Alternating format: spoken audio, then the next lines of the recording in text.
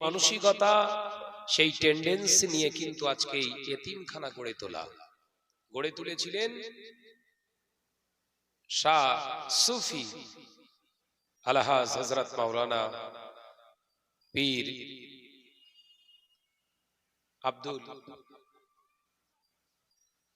আব্দুল আজিজ সাহেব রহমাতুল্লাহ আলাইহি পানিগোবরা হাফেজ সাহেব হুজুর কেবলা জামাতা।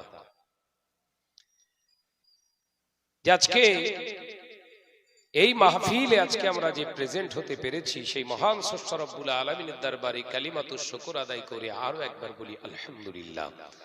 জীবনে বহু রকমের মজলিসে আমরা উপস্থিত হয়েছি, আল্লাহ প্রতি নাইটে আমাদেরকে উপস্থিত করাচ্ছেন, কিন্তু এসব জায়গায় আসলে মনটা শীতল হয়ে যায়, মনটা কোমল হৃদয়ের একটা জায়গা তৈরি হয়, কারণ আল্লাহ ওয়ালারা এখানে আছে। একবার জোরে বলুন সুবহানাল্লাহ। কোরআন পাকের ভিতরে আল্লাহ পাক জানিয়ে দিয়েছে, এই আল্লাহ ওয়ালা হতে গেলে আমাদেরকে শিখতে হবে, পড়তে হবে, আমাদেরকে শিখতে হবে, পড়তে হবে। কোন পড়া কোন শেখা? আল্লাহ স্টার্ট শুরুতেই বলে দিলেন ইকরা বিসমি রাব্বিকাল্লাযী খলাক। পড়তে গেলে রবের নামে শুরু করতে হবে। আমাদের জীবনে রব ছাড়া অন্য কিছু লক্ষ্য হতে পারে না। পৃথিবীর জমিনে আপনি কামিয়াবি, আপনার সাকসেসফুল, আপনার জীবনে ডেভেলপ যতটুকু করছেন, এই দুনিয়ার জমিনে আপনি ভেবে রাখবেন খুব সীমিত একটা সময় কিন্তু আপনাকে নির্ধারণ করা হয়েছে। এই জমিনের উপরে আপনি বিরাট ধন সম্পদ, বিরাট কিছু করে ফেলেছেন, এ কিন্তু কবরে আপনি নিয়ে যেতে পারবেন না।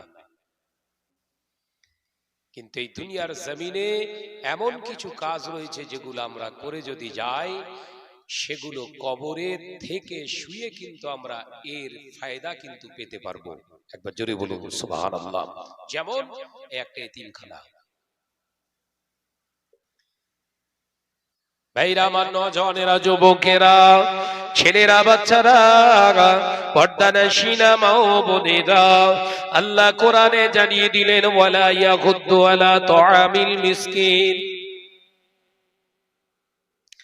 এ নওজওয়ানেরা, মুরব্বিয়ানা গণেরা, আল্লাহ পাক আল্লাহ তাআলা জানিয়ে দিলেন পৃথিবীর জমিনে এক শ্রেণীকে আল্লাহ তাআলা বড় সম্মানের চোখে, বড় মহব্বতের চোখে বার্তা দিয়ে দিলেন। গরীব যারা, ইয়তীম যারা, মিসকিন যারা, তাদেরকে তোমরা ভৎসনা করো না। তাদেরকে ভৎসনা যারা করেছে, তাদের প্রতি রাগ গুসা কি যারা করেছে, তাদের জন্য কঠিন আযাবের জায়গা হয়ে যাবে। সমাজে তেলা মাথায় তেল দেওয়া মানুষ প্রচুর আছে, কথা ঠিক না ভুল জোরে বলেন? উটকো মাথায় তেল দেওয়া মানুষের সংখ্যা আর দেখা যাচ্ছে না। যে রাস্তা ক্ষয় হয়ে গেছে, নষ্ট হয়ে গেছে, ও রাস্তা রিপেয়ার হচ্ছে না। যে রাস্তা ভালো আছে ওর উপর আবার পিস। এই কথা বলছেন না কেন? বঙ্কিমচন্দ্র চট্টোপাধ্যায়ের একটা লিখিত আমরা আর্টিকেল পড়েছিলাম, গল্প, ওই তেলা মাথায় তেল দেওয়া মৌস জাতির রোগ। ওর ভিতরে বলেছিলেন যে তেলা মাথায় তেল দেওয়া হচ্ছে মৌস জাতির রোগ। আমাদের দরকার ছিল ইয়তীম মিসকিনদেরকে সাহায্য করা, কিন্তু আমরা সাহায্য করি কার? একটা একটা করে যদি বর্ণনা করি তাহলে অবাক হয়ে যাবেন। একটা বিয়ে বাড়ির অনুষ্ঠান হলে সেখানে এতিম মিসকিন কজন দাওয়াত পায় ভাই? পায়। আপনাদের রায়কোলা গ্রাম কি বলছে? পায়, দেয়। এলাকার দোস্ত পরিবার, এলাকার নিরীহ অসহায় পরিবারকে কোনোদিন কি দাওয়াত দিয়েছি বাবা? বড় লোক, ধন সম্পদওয়ালা মানুষগুলোকে ইনভাইট করি আমরা, তাদেরকে ডাকি, তাদেরকে দাওয়াত দিই, তাদেরকে আমরা মেহমান হিসাবে গ্রহণ করি। কিন্তু না না না, ওটা বরকতময় বিয়ে হলো না, বরকতময় বিয়ে হলো না। কারণ ওখানে গরিবেরা খানা পেল না, গ্রামের গরিব মানুষগুলো ওখানে যেতে পারলো না। ওই জায়গায় বড় ধনী গরিবরা সকলে সম্মিলিত হতে পারত পারত, কিন্তু ওখানে গরিবদের স্থান দিলেন না। আপনার ইনভিটেশন, আপনার দাওয়াতটা চলে গিয়েছে বড়লোক ধন সম্পদওয়ালার কাছে। তার মানে আপনি গরিবদেরকে অনীহা করলেন। আত্মসম্মানের দিকে তাকিয়ে আপনি গরিবদেরকে এড়িয়ে চলার চেষ্টা করলেন। কিয়ামতের দিন মহা ময়দানে আপনাকে আল্লাহ জিজ্ঞাসা করবে, ওরে আমার বান্দা, তোর বাড়ির কাছে একজন গরিব আমি পাঠিয়েছিলাম, বাড়ির কাছে প্রতিবেশী একজন গরিব ছিল, তাকে কি কোনোদিন তুই দাওয়াত করেছিস?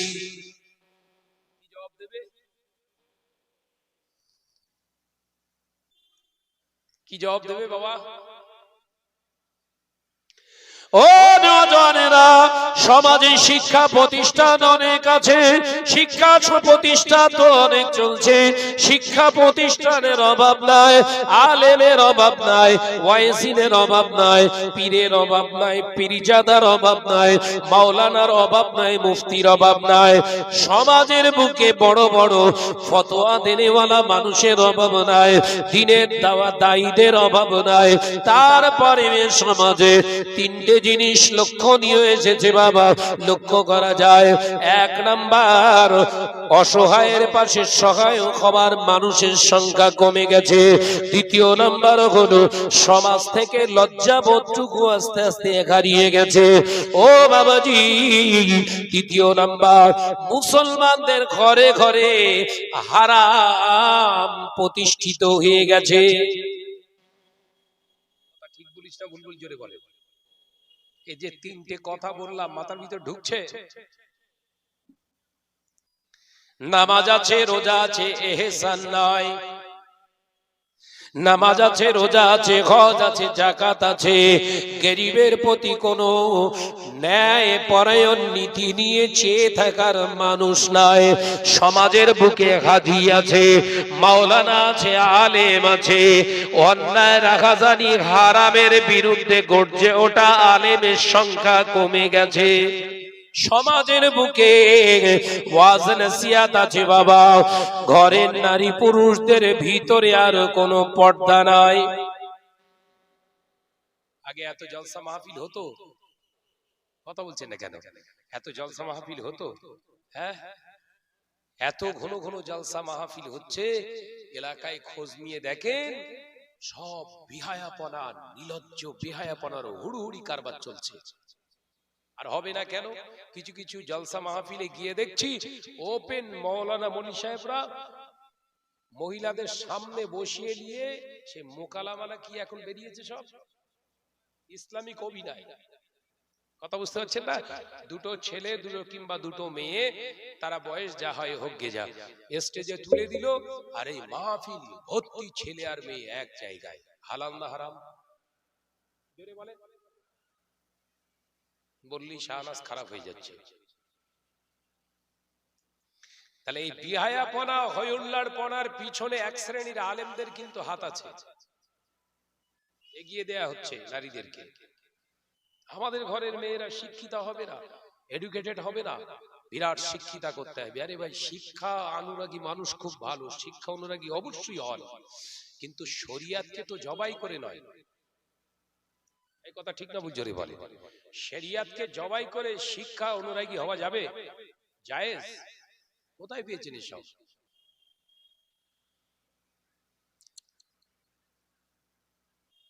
পানি গোবরা হাফেজ সাহেব হুজুর কেবলা রাহমাতুল্লাহ আলাইহি আওলাদ, তিনি বসে আছেন, তার জামাতা আওলাদগণ এখানে রয়েছেন।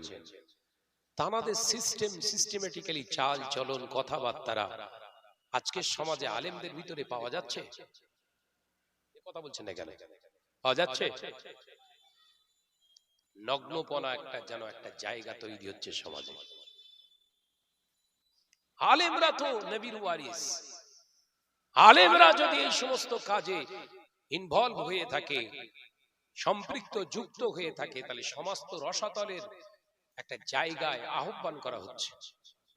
কথা ঠিক না বুঝে বলে ভাইরা মা, নজরেরা, যুবকেরা, ছেলেরা, বাচ্চারা, পর্দানাশীনা মা বোনেরা, আল্লাহ নবী দো জানে বাদশাহ হাবিবুল্লাহকে নবী জনাবে মুহাম্মদুর রাসূলুল্লাহ সাল্লাল্লাহু আলাইহি ওয়াসাল্লাম এই পবিত্র জামানে তিনি এই কথাটাই বোঝাতে চেয়েছিলেন। ও আমার সাহাবীরা, আমি নবী জানিয়ে দিয়ে গেলাম, নামাজ থাকবে, রোজা থাকবে, হজ থাকবে, যাকাত থাকবে, মসজিদগুলো বিরাট বড় বড় নকশাওয়ালা মসজিদ হয়ে যাবে, মসজিদ ভর্তি মুসল্লি দেখতে পাওয়া যাবে, ইমানদার খুঁজে পাওয়া যাবে না।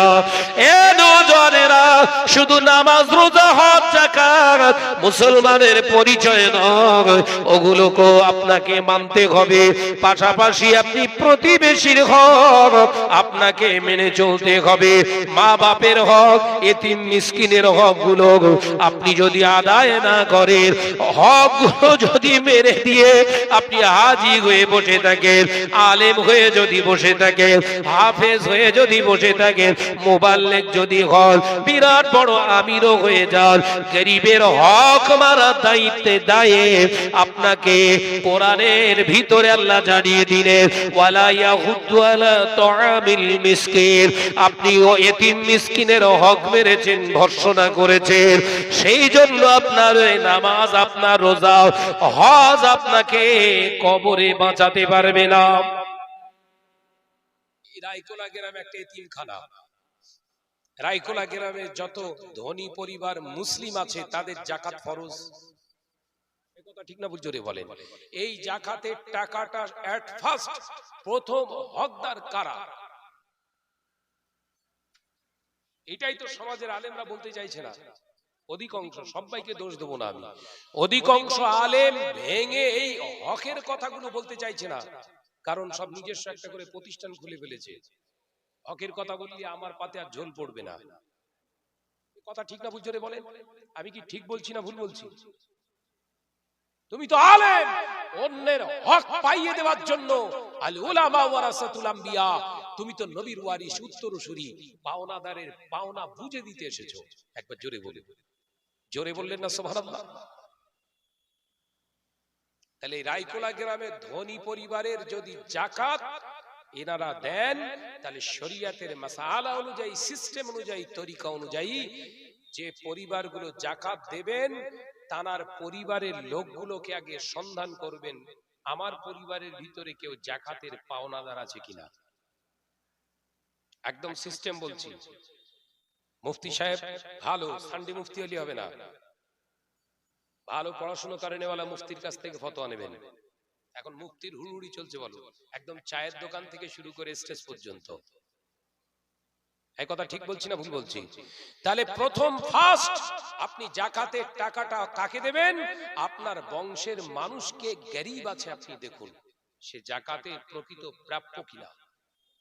যদি থাকে, শরীয়ত বলছে যাকাতের টাকাটা তাকে কিছু অংশ দাও, কারণ আপনার কাছে থাকা যাকাতের টাকাটা আপনার নয়, ওর কিছু হিস্সা আপনার কাছে আল্লাহ আমানত স্বরূপ দিয়েছে। একবার জোরে বলুন। দেখেছেন শরীয়তের তরিকা? দেখেন আর কি সর্বনাশ করছি আমরা। শাহনাজ বলছে বলে সব মাথায় যেন বজ্রাঘাত পড়া মতো হয়ে গেছে, চিল্লা চিল্লি হ্যাও ম্যাও করছে। কন না রে ভাই, তোরা চিল্লা, আমি আল্লাহ সন্তুষ্টের জন্য কথাগুলো বলছি। কথা ঠিক না বুঝে বলে? এতে আমার ইগোর লড়াইয়ের কিচ্ছু ব্যাপার নেই। আল্লাহ অনেক সম্মান ইজ্জত দিয়েছে, যেটা আমি প্রকৃতপক্ষে যোগ্য মানুষ না, আমি মনে করি।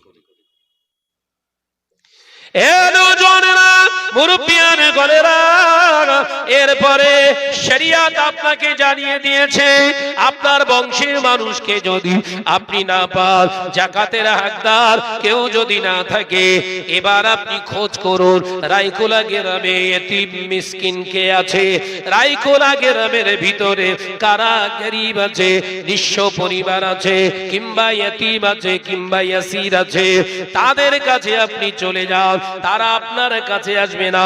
শরীয়তের সিস্টেম হলো তাদের টাকা আপনার কাছে আছে, অর্থাৎ আপনি আমানতদার, আপনি নিজে দায়িত্ব নিয়ে তাদের কাছে চলে যান, তাদের কাছে যে যাকাতের টাকাটা পৌঁছে দিলে আল্লাহ খুশি হয়ে যাবে। শরীয়তের প্রসেস মেনে দেওয়া হলো এটা। গ্রামে তো ভাইজান কেউ নাই, তাহলে গ্রামে একটা এতিমখানা আছে, কথা বুঝছেন না? জাকাত লেনেওয়ালার মতো কেউ নাই, গ্রামে তো এরকম গরিব নাই ভাইজান, তাহলে কি করব? তাহলে এতিমখানা আছে, এতিমের কারখানা। তাহলে এরপরে এই গ্রামবাসী যদি না পায়, এরপরে আমার দায়িত্ব হলো এতিমখানায় দিয়ে দেওয়া। তাহলে নিরাপদ একটা জায়গায় আপনি জাকাতটা আদায় করলেন। আমার আলোচনা বুঝেছে? তাহলে এটাই হলো ওয়াতুজ যাকাত। এই যাকাতের বিধানটাকে আপনি মান্যতা দিলেন। আর যদি মনে করেন না শাহনাজ ভাই আমার খাতিরের মানুষ, শাহনাজ ভাইয়ের একটা বড় মাদ্রাসা আছে, রাইকোলার টাকাটা আমি গিয়ে শাহনাজ ভাইয়ের মাদ্রাসায় দিয়ে দিলাম, রাইকোলা গ্রামের এতিম মিসকিনরা পেল না, ময়দানের মাহশারে আপনাকে আসামির কাঠগড়ায় দাঁড় করানো হবে। এই কথা বুঝছেন না? ময়দানের মাহশারেও যে হুজুরির ভক্ত হও না কেন, তোমার একদম খাল খুলে ফেলবে। ও নওজওয়ানেরা, মুরব্বিয়ানে গনেরা, ছেলেরা, বাচ্চারা, পর্দানাশিনা মা ও বোনেরা, এগুলো আলেমদের দায়িত্ব, এগুলো উলামাদের দায়িত্ব, এগুলো তো শরিয়াতের আমিরদের দায়িত্ব, এগুলো তো দ্বীনের দায়ীদের দায়িত্ব।